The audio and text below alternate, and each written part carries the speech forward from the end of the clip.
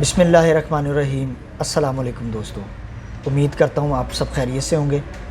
میں ہوں آپ کا دوست شیخ راحیل اور آپ دیکھ رہے ہیں میرا یوٹیوب چینل شیخ راحیل آفیشیل۔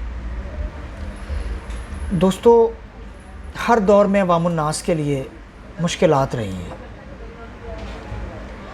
جس کی وجہ سے اکثر لوگ دل برداشتہ ہو کر موت کو گلے لگا لیتے ہیں۔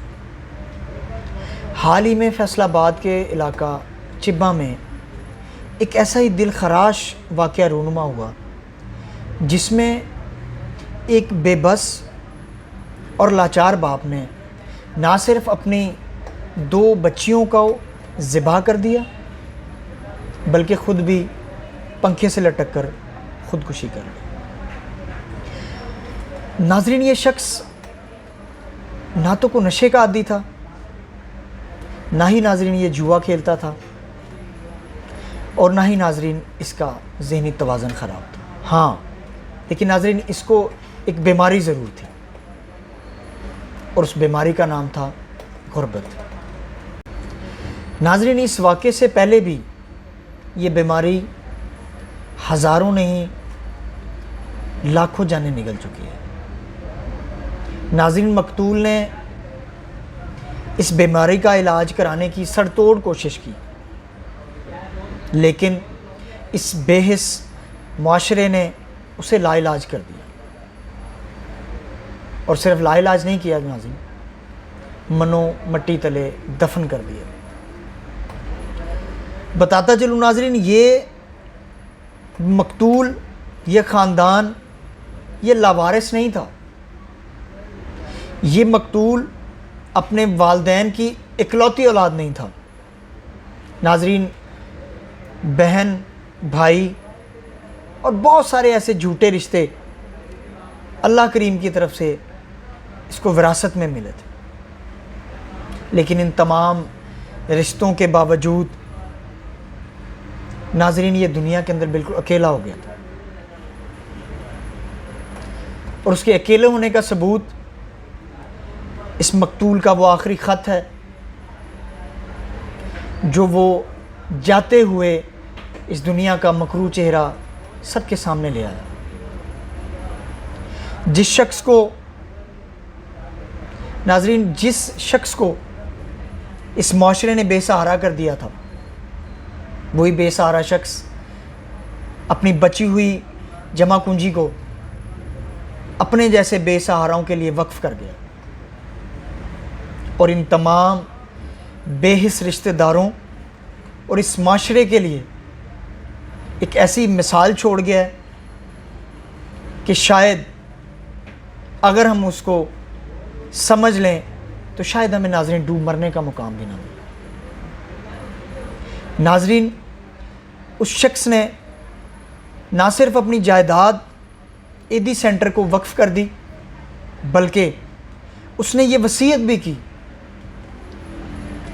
کہ میرا کوئی رشتہ دار میرا وارث بن کر میری تدفین کے معاملات میں بھی شامل نہ ہو، مجھے لاوارث سمجھا جائے اور عیدی والے ہی مجھے تدفین کے معاملات سے گزارتے ہوئے مجھے مٹی کے حوالے کر دیں۔ لیکن ناظرین، میرا ایک چھوٹا سا سوال ہے، وہ یہ ہے کہ میرا مقصد یہ کہنا نہیں ہے کہ کسی اپنے قریبی رشتے کو یا خود کو اس طرح ختم کر لینا یہ کوئی ٹھیک حل ہے۔ نہیں ناظرین، یہ ٹھیک حل نہیں ہے۔ ہمارے مذہب میں، ہمارے اسلام میں، ہمارے دین میں یہ حرام موت ہے۔ ناظرین، میرا سوال حکام بالا اور اس معاشرے سے ہے، کیا اس خاندان کا قاتل صرف وہ مقتول ہی ہے، یا اس معاشرے نے بھی اس خاندان کا قتل کیا ہے؟ کیا ہمارا دین ہمیں یہی تعلیم دیتا ہے؟ کیا نبی کریم علیہ السلام نے ہماری یہی تربیت فرمائی ہے جو اس ملک میں ہو رہا ہے؟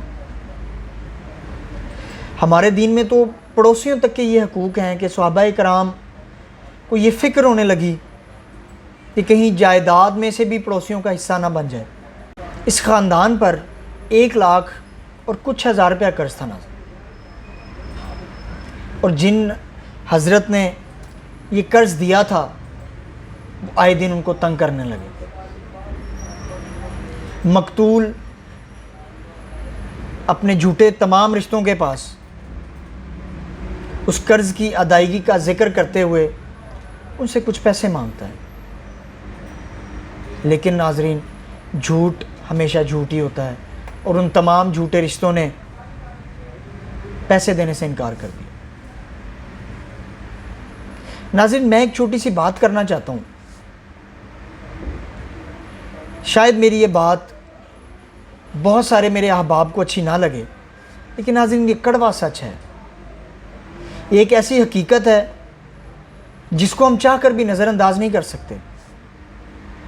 اور ناظرین وہ حقیقت، وہ کڑوا سچ وہ صرف یہ ہے کہ ہم نظر و نیاز اور اس قسم کی دیگر ایکٹیویٹیز کے اندر لاکھوں روپیہ خرچ کر دیتے ہیں، جن میں محرم شریف میں جو لنگر بنایا جاتا ہے،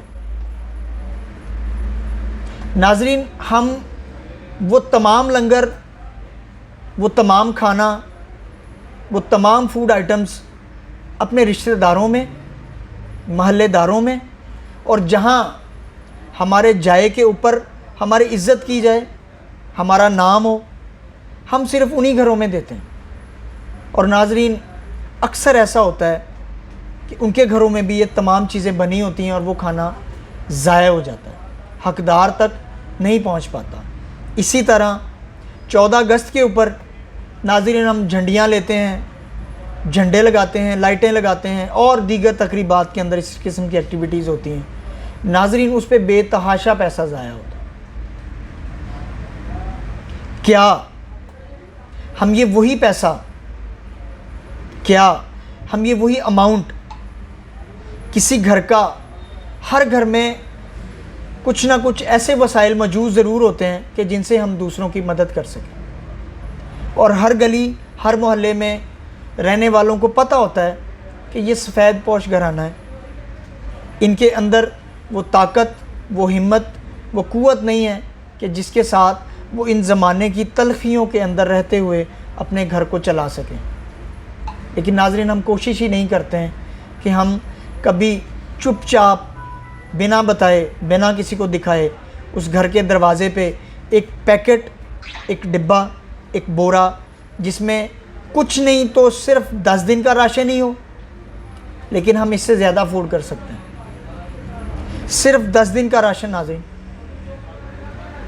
دروازہ بجایا جائے اور خود سائڈ پہ ہو جایا جائے تاکہ آپ کی شناخت چھپی رہے۔ ناظرین یہ سب کرنے کی ہمت اس وقت آتی ہے جس وقت انسانیت باقی ہو، جس وقت دین سے تعلق باقی ہو، جس وقت دنیا کی محبت نہ رہے۔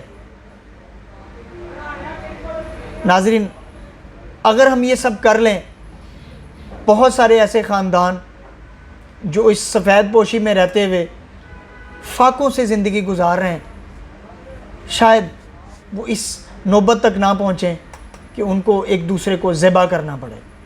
ناظرین یہ وہ لمحہ فکریہ ہے، یہ وہ ایک تکلیف دہ مرحلہ ہے کہ شاید اس تکلیف کو آپ سمجھ سکتے ہوں۔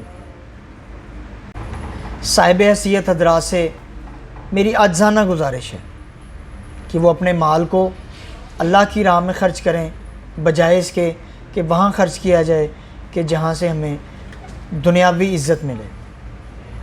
اللہ کریم آپ کا اور میرا اور تمام امت کا حامی و ناصر ہو۔